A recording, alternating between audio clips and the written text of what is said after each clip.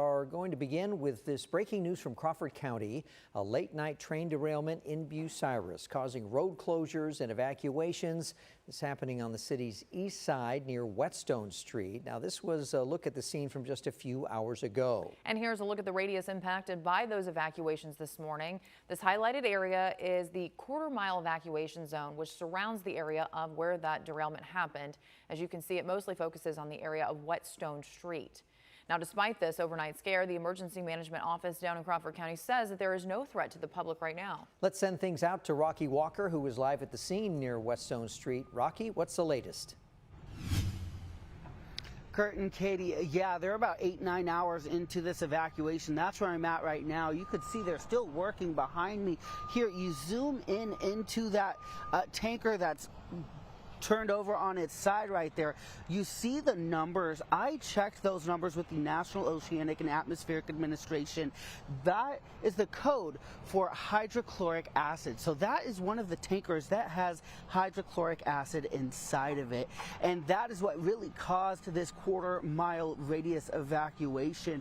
So overnight, crews have been here working to clean up the debris and fix the tracks.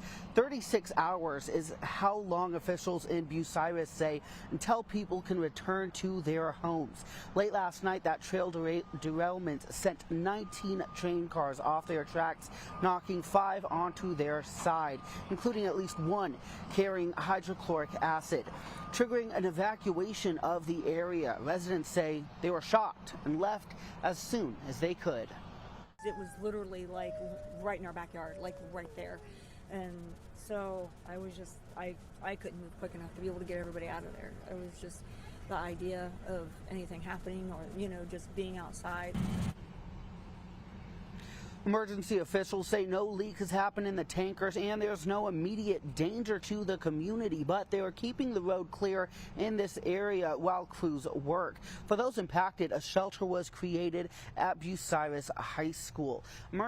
Emergency management tells me that really what they're focusing on today is trying to get that tanker with hydrochloric acid outside of the area so they can open it back up for those who live here. But in the meanwhile, the people in this area are going to be displaced, and those who are trying to travel through it are going to be inconvenienced. Let's send it back so you can learn a little bit of how to navigate that.